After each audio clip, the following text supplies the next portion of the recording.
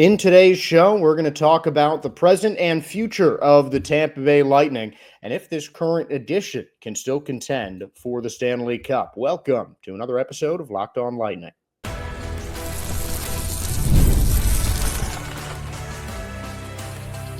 You're Locked On Lightning, your daily podcast on the Tampa Bay Lightning, part of the Locked On Podcast Network, your team every day. Hello, everyone. Josh Sperber here, thanking all of you for making Locked On Lightning your first listen every day. We're part of the Locked On Podcast Network, your team every day. And if your team is the Tampa Bay Lightning, then this is the show for you. Today's episode is brought to you by Monarch Money. Take control of your finances with Monarch Money. Use the code LOCKEDONNHL at monarchmoney.com for 50% off of your first year. That's LOCKEDONNHL at monarchmoney.com. And we're going to talk about the draft to start things off. And I know what you guys are thinking. Lightning don't have a first-round pick in the draft. They still have a couple. I believe 2 or 3 picks to be exact, most of them in the later rounds.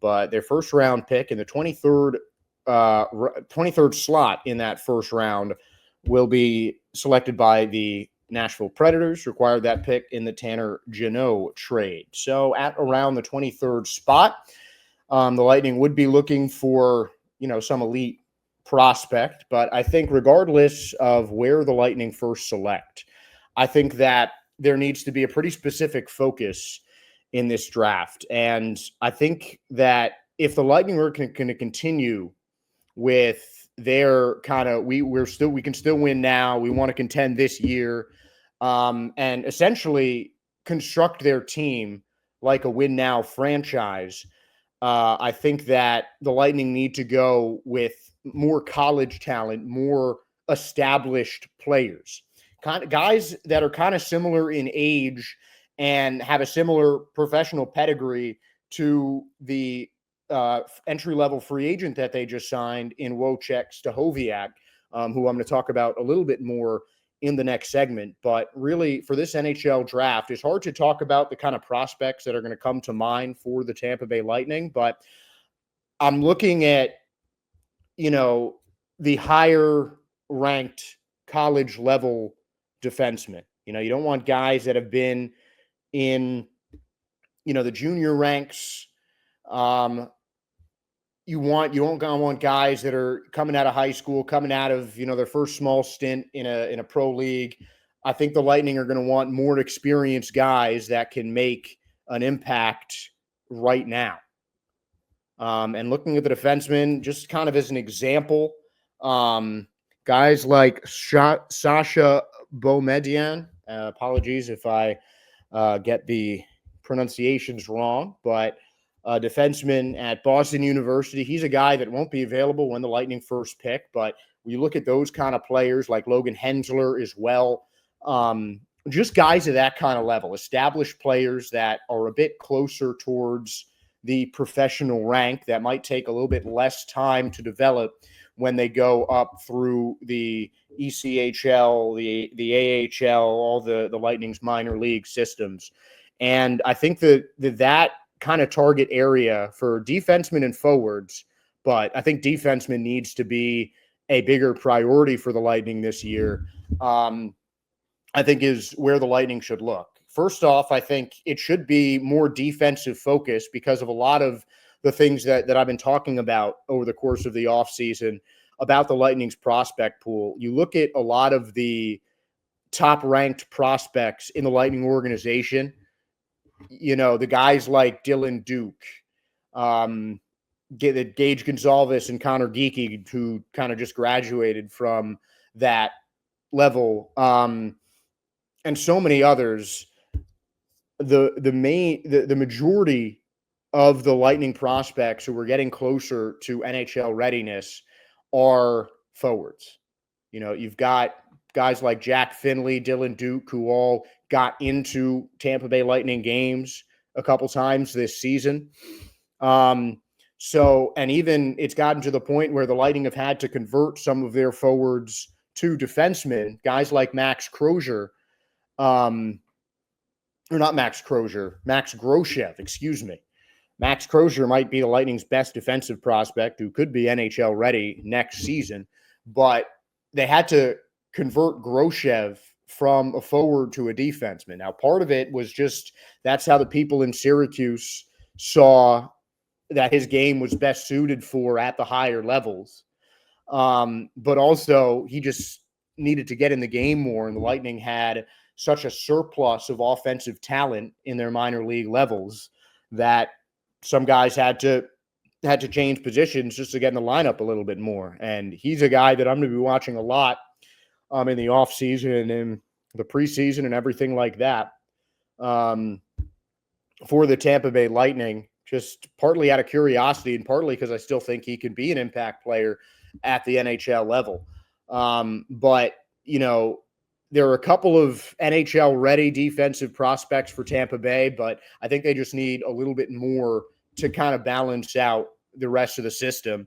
And it's not just about the Lightning's minor league system here. It's about the Tampa Bay Lightning themselves, a team that was one of the best offensive teams in the NHL this season, but it was defensive mistakes that cost them at times, and more often than not was the main factor in some of their losses over the course of the season. And the Lightning have a great goalie in Andrei Vasilevsky. He's locked up for another couple of years, still young, hitting his prime at 30. And goalies have been proven to be able to stay on the ice a lot longer than most NHL players, or skaters, I should say. But, you know, the Lightning have that kind of foundation.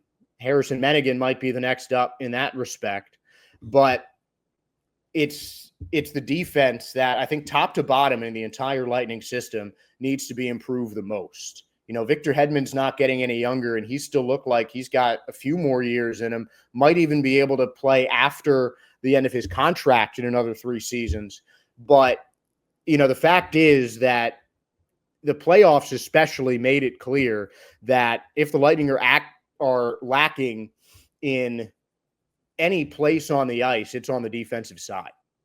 So I think that's something that they should target in the earlier rounds. Start by getting a defenseman with their first pick. In the late rounds, if there's a promising young goalie, maybe take him. But you got to replenish the skaters a lot quicker because the Lightning goalie situation is pretty well founded. I honestly wouldn't be surprised if the Lightning didn't take a goaltender at all in this NHL draft because, you know, you only really need one. Brendan Halverson, Matt Tompkins are 2 guys that can hold things down at the ECHL, at the AHL levels. You got Harrison Menigan, who seems like he's going to be rising up the depth chart pretty soon. And they just locked up Jonas Johansson as a backup to Vasi for the next 2 seasons. So the goalie position, they're pretty set. But it's really the defensemen that I think in all levels the Lightning system need the most work. So that I feel like should be the main focus of the Tampa Bay Lightning draft. And with the way that the Lightning kind of run their team, the way that their organizational philosophy is, it's not about, okay, we had kind of a down year. Some of the core players that we have are getting a little bit older. Now it's time to start trading a bunch of guys and do a rebuild. That's what a lot of pundits and fans and anyone associated in any way with Tampa Bay really thought that the Lightning were doing when they let Steven Stamkos go. Getting Jake Gensel in kind of turned the tide a different way, and that move turned out to be an incredible one by the Tampa Bay Lightning. But the fact still remains that the farm system has been decimated with a lot of draft picks traded in recent years. So you still have to make some moves for Tampa Bay to replenish some of those guys, and defense I think needs to be a point of priority. And then you can work on filling out the rest of the offensive talent, because with the way that the Lightning play, with the talent that they have in their system and on the ice in the NHL, their offense looks pretty good for the time being. Not too much you need to improve on in terms of an offense that led the league in goals per game, like the Tampa Bay Lightning did. So I think the Lightning also need to work on replenishing, not necessarily making their system older in terms of like signing a bunch of 30-plus-year-old vets that are looking for a second shot at the NHL, but, you know, closer to mid-20s guys that have spent more times in colleges, in pro leagues, things like that, who can make an impact sooner rather than the kind of project picks that you're going to have to develop in the OHL or the WHL, ECHL, AHL, what have you. You just want guys that the development process just needs a little bit more fine tuning before they can play in the toughest hockey league on the planet. So I think the Lightning should focus on the older, more developed players when they get to pick in the later rounds. And speaking of some of the youth in the Tampa Bay Lightning system, let's talk about the IIHF. The Lightning had a small handful of representatives in the prestigious tournament that the United States won with the help of a key Tampa Bay Lightning prospect. I'll give you my takeaways from the IIHF when we return. Ever check your bank account and wonder, where did all my money go? Between dining out, online shopping, and entertainment, it's easy to lose track. That's where Monarch Money comes in, your personal CFO, giving you full visibility and control over your finances. Monarch Money isn't just a budgeting app. It's a complete financial command center. You can track all of your accounts, investments, and spending in one place, so you stop just managing your money and start building wealth. When I started using Monarch, I realized just how much money I was spending on food delivery. Now I budget smarter, save more, and I cook a lot more too.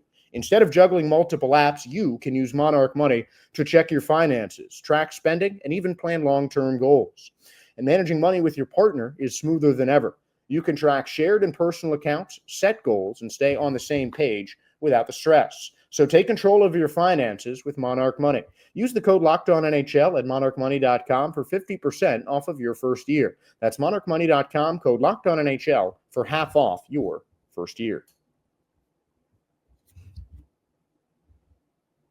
Welcome back into Locked On Lightning, and we're going to talk a little bit more about the IIHF, the World Championship that the United States took against Switzerland, which features J.J. Moser, Tampa Bay Lightning defenseman, on Team Switzerland, and Isaac Howard on Team USA. And Howard got himself an assist over the course of the tournament for Team USA, not one of the most used players. Meanwhile, J.J. Moser led Team Switzerland with a plus-minus of +8 and had a total of 6 points, which was among the team leaders as well.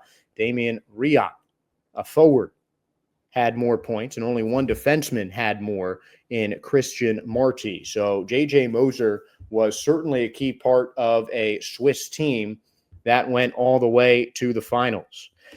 There was also Emil Lilleberg on Team Norway, who didn't get any points, as Norway managed just one win throughout an early exit from the IIHF tournament. And then, of course, the Lightning's newest acquisition, Wojciech Stachowiak, led the Germans in goals scored as well as points with 3 goals, 3 assists, and he was second with 6 points. Only Dominic Kaun had more points than Stachowiak did. He had 7 with 2 goals and 5 assists. And we'll talk about Stachowiak in a little bit, but in terms of the players currently on the Lightning, Emil Lilleberg is someone who I think can be a leader. I'm not saying he is destined to wear the A or the C for the Tampa Bay Lightning or anything like that, but he did show leadership qualities in a really difficult situation with Team Norway, getting the C when their captain had to miss a game. And I don't think that just had to do with the fact that he was one of the few NHL active players on the Team Norway roster. The youngster used that NHL experience to his advantage and just imparted that knowledge as much as he could onto his teammates and try to hold Norway together from the back line. Now, I'm not saying he is a short-term solution to some of the Lightning's defensive struggles, But I'm saying there's potential with Emil Lilleberg, not just as a defender with his play on the ice, but with the way that he conducts himself and the way that he contributes to leading a team of which he is a part, that I think Lilleberg can grow into a solid defenseman for the Tampa Bay Lightning. His physical presence is already there. I think some of that is going to draw a little bit more even. Sometimes he got a little bit too physical, leading the Lightning in penalty minutes by a pretty wide margin. Some of that might calm down a little bit for Lilleberg as he matures, as he spends more time in the NHL. But I think, the more games he gets, the more chances he gets with that Lightning third line, which is likely how it's going to be for the next few years, as long as Lilleberg stays. That's a good place for him to kind of grow into being an NHL defenseman. And JJ Moser is back.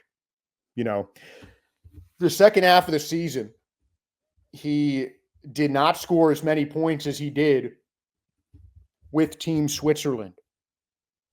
He had, I think, 9 points at the time of his injury, and then 5 after that, without scoring a single goal after the month of December. Just 2 goals on the season. And is goals the best statistic to measure defenseman's skill? Absolutely not. But the fact that he's contributing so much to the Swiss offense as one of their point leaders, assist leaders, is definitely a good sign for the Tampa Bay Lightning. I think I'm very happy that he was playing in this tournament, getting significant minutes with Team Switzerland, playing in high leverage situations, and excelling in high leverage situations. There aren't too many people on that IIHF stats list that have a plus minus as high as +8. JJ Moser proved himself as one of the best defenders that was in this tournament. And I think he's going to be ready for a breakout year in 25-26 with the Tampa Bay Lightning. Again, I think that kind of hinges on him staying healthy, because he was looking really solid, getting more and more comfortable on the new side of defense that he was playing and learning from the captain, Victor Hedman. But I think that he really showed that he could be a legitimate NHL contributor, and he's a legitimate top line guy, and he's only 24 years old. So I really like the way that the trajectory of JJ Moser's NHL career is looking. And what it does say about Isaac Howard, I mean, yes, he was behind a large talent pool in the United States. And just the fact that he was able to get some minutes on this team is frankly impressive, because his 1 assist over the course of the entire tournament is still something for a guy who has not played a second of NHL experience. But when it came to some of the big games, like the final, he wasn't there in that gold medal game. So I think that if the rumors are true about Isaac Howard trying to force his way onto the NHL roster immediately, I'm not sure those are true. But if that was the case, then the Lightning, I think, made the right move by taking a step back, because I think Howard has definitely showed flashes in the tournament that he could contribute right away. But Hobey Baker Ward or not, I think there is still some improving and some maturing for him to do before he can turn into the potential star that most people think that he is.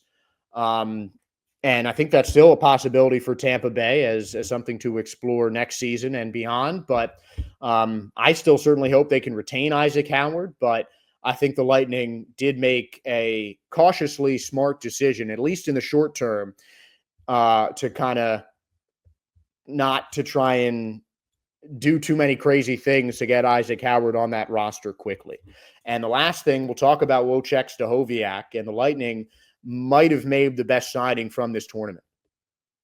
On a German team that boasted multiple NHL stars, Wojciech Stachowiak was maybe the best offensive player for the Germans in this tournament. Certainly was in terms of goal scoring. And to say that that's the case with a guy like Tim Stoitzel on the team is impressive. And, overall, Stoitzel might be a better player than Stachowiak, and frankly, he probably is. But Wojciech showed that he can compete with some NHL players.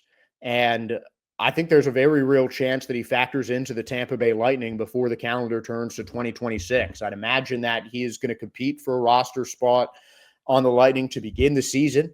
He might spend some time in Syracuse, but the Lightning made that signing as kind of a gamble on a younger player. Stachowiak is 25 years old, as a guy who they can certainly take some time and develop over the course of one of their minor league seasons, but who is not far off from making his debut in the NHL. So I think that Lightning fans will be pleased with the signing of Wojciech Stachowiak, especially after seeing what he did in the IIHF tournament for an underrated German squad. And we're going to go to our final segment here on Locked On Lightning and just talk a little bit more about why this Lightning roster, as is, can still have a chance to win the Stanley Cup.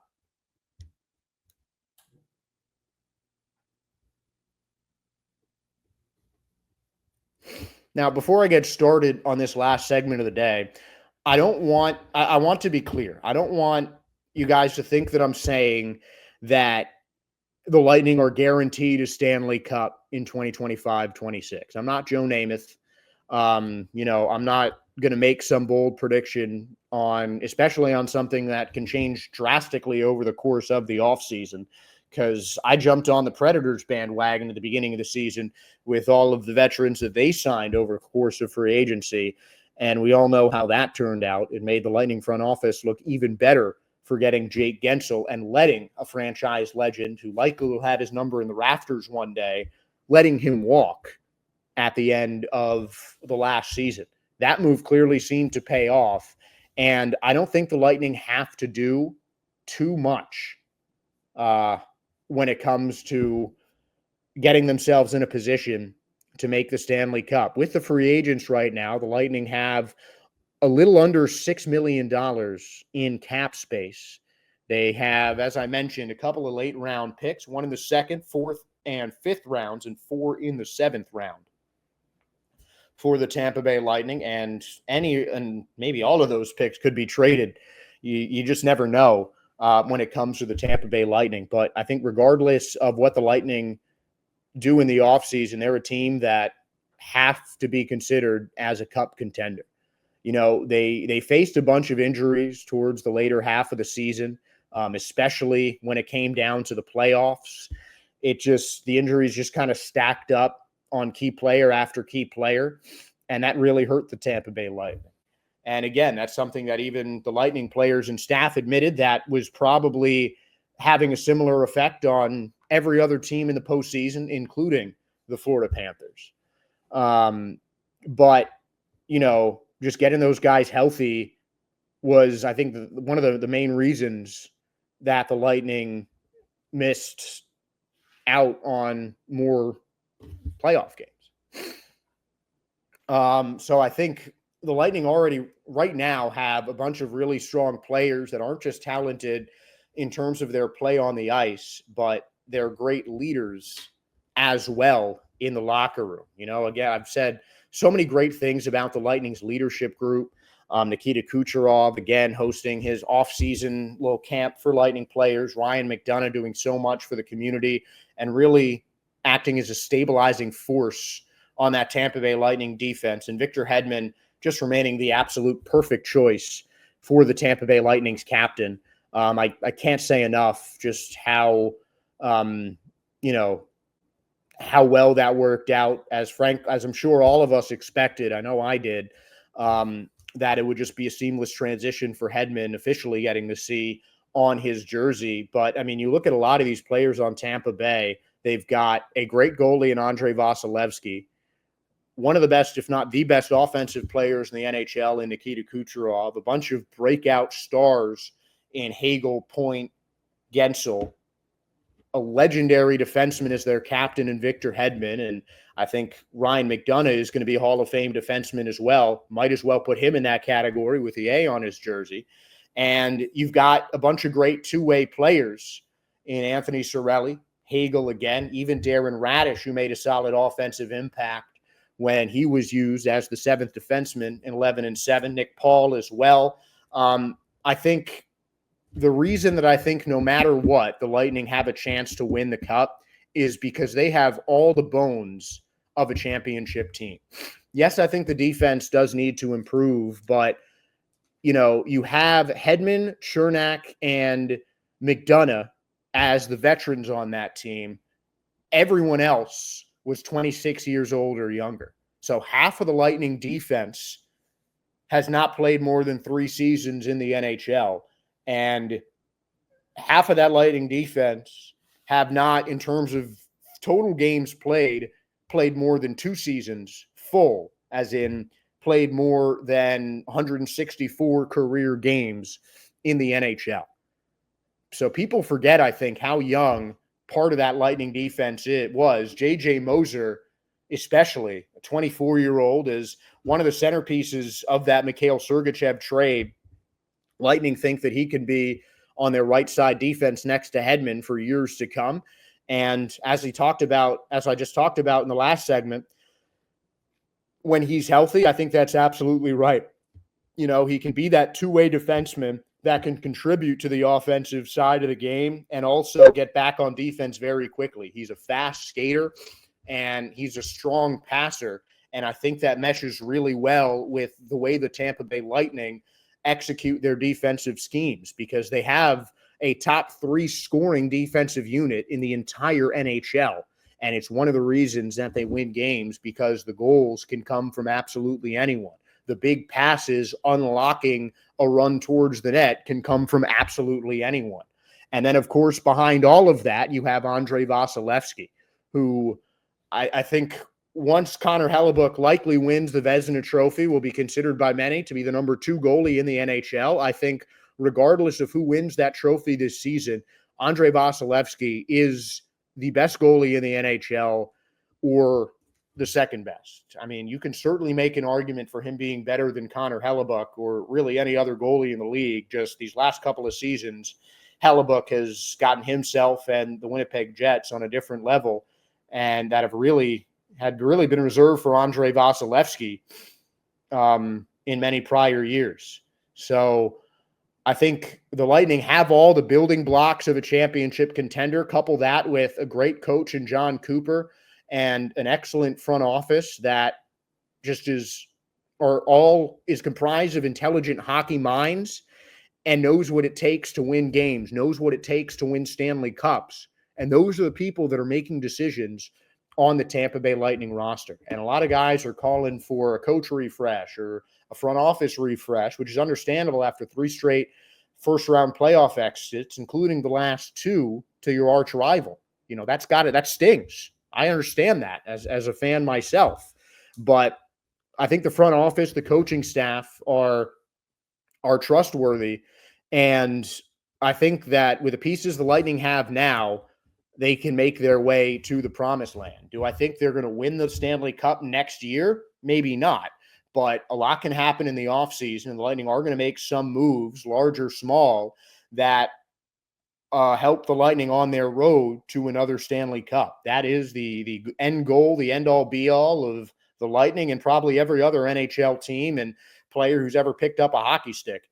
But I think the Lightning are certainly still going to be a contending team in 25-26. And even if they don't make any major changes, even if they just add a couple of younger guys and wily old vets for on the cheap to get under the salary cap, the Lightning will be a contending team regardless in the upcoming NHL season. And that is going to do it for the first show of the week here on Locked On Lightning. And especially since this is my last week on Locked On Lightning, I want to thank all of you for tuning in and making Locked On Lightning your first listen today and every day. Now for your second listen, make sure to check out the all-new Locked On NHL Game Night. Every game, every night, until a Stanley Cup champion is crowned. Get local analysis on a national scale. Find NHL Game Night on Locked On NHL on YouTube or wherever you listen to podcasts. And please give us a like, a follow, a subscribe. We really do appreciate your support, as I've done this show this past year, and we will continue to produce this show after I leave for you, the fans. So thank you again for being fans and tuning in, and we'll see you tomorrow on Locked On Lightning.